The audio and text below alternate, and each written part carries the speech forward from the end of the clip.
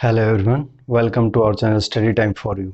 आज हम future continuous tense देखेंगे, इसका कहाँ कहाँ प्रयोग होता है। चलिए स्टार्ट करते हैं। सबसे पहले इसकी पहचान देख लेते हैं। हिंदी में पहचान क्या है? वाक्य के अंत में रहा होगा, रहे होगे, रही होंगी आदि जो है इसमें पाया जाता है। और यह क्या दर्शाता है? भविष्य में कोई क्रिया हो रही होगी, इसको यह दर्शाता है। तो सिंपल सेंटेंस का जो स्ट्रक्चर होगा उसमें सब्जेक्ट, उसके बाद हेल्पिंग वर्ब के रूप में shall be, will be, plus verb की फर्स्ट फॉर्म के साथ आईएनजी प्लस अदर वर्ड या ऑब्जेक्ट जो है उसका प्रयोग होगा। जैसा कि आपको पता है, आई वी के साथ शैल का प्रयोग होगा और यू ही शी इट के साथ वह अन्य जो रहेगी उनके साथ जो है विल का प्रयोग होगा। जैसे एग्जाम्पल देख लेते हैं, वह आ रहा होगा, तो इसका बन जाएगा he will be coming, he will be coming, वह आ रहा होगा। ये सब्जेक्ट और इसके बाद हेल्पिंग वर्ब प्लस वर्ब की फर्स्ट फॉर्म के साथ आईएनजी। तो इस तरह से इसका जो फॉर्मेशन बन जाएगा। सेकंड देख लेते हैं, वह पढ़ाई कर रहा होगा, तो इसका क्या बन जाएगा? He will be studying studying. तो इस तरह से इसका हम बना देंगे, ही विल बी स्टडिंग, वह पढ़ाई कर रहा होगा। तो कोई भी कार्य कंटिन्यू जारी जो रहता है उसको दर्शाने के लिए, जो भी कोई भी कंटिन्यू चल रहा है, कार्य प्रोसेस चल रही है या कोई भी इवेंट है, तो उसको दर्शाने के लिए फ्यूचर कंटिन्यूअस टेंस का जो है प्रयोग करते हैं हम। और जो नेगेटिव बनेगा इसका, उसका क्या स्ट्रक्चर होगा? सब्जेक्ट हो जाएगा, उसके बाद will not be, shall not be according to subject, और प्लस वर्ब की फर्स्ट फॉर्म के साथ आईएनजी का जो है इसमें नेगेटिव में प्रयोग होगा। तो इसमें हम देख लेते हैं नेगेटिव का जो है किस तरह से हम बनाएंगे।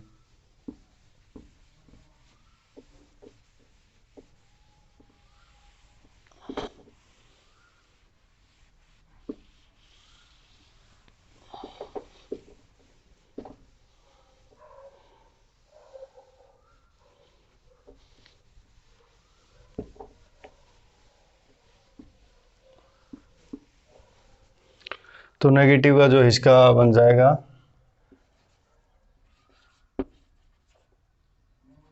नेगेटिव। इस तो इसमें देख लेते हैं, वह पढ़ाई नहीं कर रहा होगा, तो इसका हो जाएगा ही विल नॉट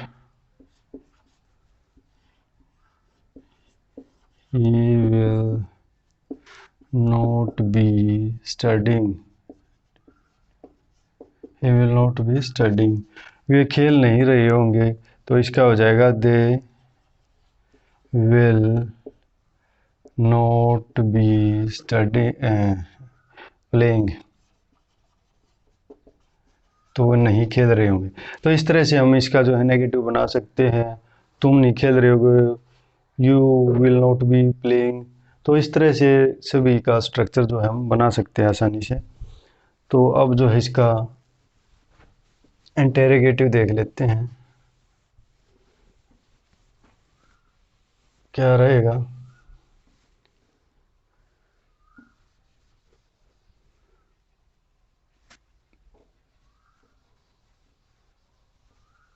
तो इसका इंटेरोगेटिव जो हम बना देंगे, सब्जेक्ट से पहले जो है हम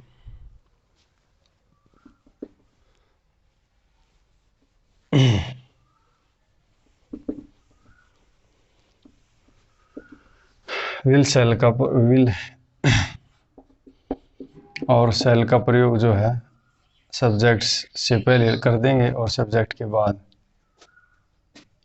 जो है बी का प्रयोग होगा, और बाद में जो है ये वर्ब फर्स्ट फॉर्म के साथ आईएनजी जो भी है रहेगा। जैसे क्या वे खेल रहे होंगे, क्या, और लास्ट में sign of exclamation interrogation, sorry, क्या वे खेल रहे होंगे, खेल रहे होंगे मतलब भविष्य के बारे में बता रहा है वे, क्या वो अंदाजा लगा रहे हैं क्या वो वहाँ पर खेल रहे होंगे। जैसे इस तरह से हम कोई आइडिया लगाते हैं। will will they be playing, will they be playing, तो इस तरह से हम इसका बना सकते हैं। क्या वह पढ़ रहा होगा, क्या वह पढ़ रहा होगा। तो क्वेश्चन पुट किया है भाई, क्या वो पढ़ रहा होगा। तो जैसे कि विल चलेगा, सब्जेक्ट से पहले प्रयोग देंगे। Will he be studying, will he be studying. तो इस तरह से हम इसका फॉर्मेट जो बना सकते हैं क्वेश्चन वर्ड का। तो इसका अन्य प्रयोग हम दो देख लेते हैं। ये देख लेते हैं इसका सेकंड जो यूज है, फ्यूचर के निश्चित कोई प्लान होता है उसके लिए जो है फ्यूचर कंटिन्यूस का प्रयोग होता है। जैसे Ram will be studying there till Friday. तो जो है राम जो है फ्राइडे तक पढ़ रहा होगा, मतलब फ्यूचर का कोई निश्चित प्लान बनाया हुआ है तो उसके अनुसार जो है इसका प्रयोग हम करते हैं। थर्ड जो यूज है इसका, कुछ ऐसी क्रिया है जिनका सामान्य तौर पर इस टेंस में प्रयोग नहीं किया जाता। जैसे आपको पहले बताया था प्रेजेंट कंटिन्यूस में भी ऐसी ही थी ये क्रियाएं इसी तरह की, जिनका प्रयोग सामान्य तौर पर इस कंटिन्यूस में प्रयोग नहीं होता, लेकिन विशेष परिस्थितियों में जो है इसका प्रयोग इस में किया जा सकता है, जब इसका अलग अर्थ के रूप में जब प्रयोग करते हैं इनको हम। जैसे feel, forget, think, believe, want, love, agree, dislike, fear, hear, like, wish. तो इनका जो प्रयोग है सामान्य तौर पर इसमें प्रेजेंट कॉन्टिन्यूस हुआ, पास्ट जो कॉन्टिन्यूस हुआ या फ्यूचर कॉन्टिन्यूस हुआ, इनमें प्रयोग नहीं होता, लेकिन विशेष अर्थ में जब ये प्रयोग होती है तब इनका जो है संदर्भ बदल जाता है, तब इनका प्रयोग हम कर सकते हैं। जैसे देख लेते हैं, जैसे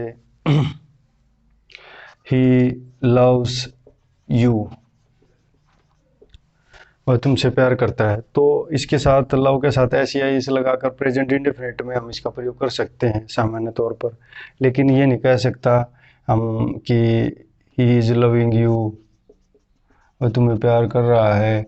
तो इस तरह से हम नहीं कहेंगे इसको, इसका दूसरी तरह से हम एक्सप्लेन करेंगे इसको। तो देख लेते हैं इसका प्रयोग कहाँ कैसे क्या होता है।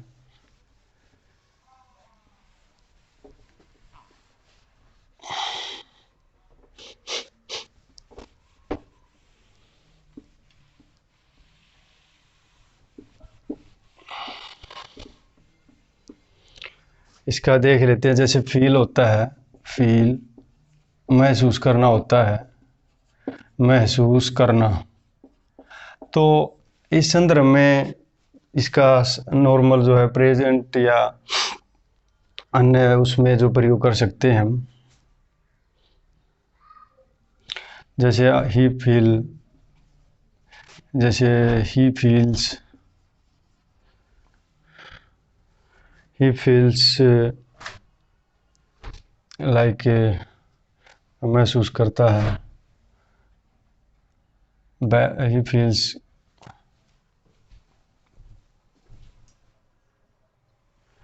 जैसे देख लेते हैं he feels that it is not right, कि यह ठीक नहीं है, उसने महसूस किया है। तो इसका इस तरह से प्रयोग करेंगे सामान्य अर्थ में, लेकिन जब कॉन्टिन्यूस में विशेष परिस्थितियों में इसका करेंगे तो इसका अर्थ जो है फील का अर्थ हो जाएगा मानसिक या जो है शारीरिक, जो है मानसिक या शारीरिक अवस्था को जो है व्यक्त करने के लिए इसका प्रयोग होगा, इसका अवस्था को व्यक्त करने के लिए। जैसे इसका हो जाएगा आई एम, जैसे I am feeling better now, मैं अच्छा महसूस कर रहा हूँ। ये तो कॉन्टिन्यूस प्रेजेंट कॉन्टिन्यूस में है। जैसे he will be feeling better now, जैसे कोई किसी इंसिडेंट के बाद उभरा हुआ हो और वो उसको जल्द से जल्द मतलब स्वस्थ हो रहा हो, तो उसका कहेंगे he will be, he will be feeling better now, कि वह महसूस कर रहा होगा, अच्छा महसूस कर रहा होगा। तो इस तरह से इसका प्रयोग जो है हम अलग अलग अर्थों में कर सकते हैं। ये जितने भी वर्ड थे इनको प्रेजेंट इंडेफिनिट में भी प्रयोग कर सकते हैं, प्रेजेंट कॉन्टिन्यूस में, फ्यूचर इंडेफिनिट और फ्यूचर कॉन्टिन्यूस में भी संदर्भ के अनुसार। तो ये सब जो है इस टेंस की पहचान थी, कुछ जो इसके विशेष प्रयोग थे। यदि आपने हमारे चैनल को सब्सक्राइब नहीं किया है, please subscribe our channel. Thank you for watching our video.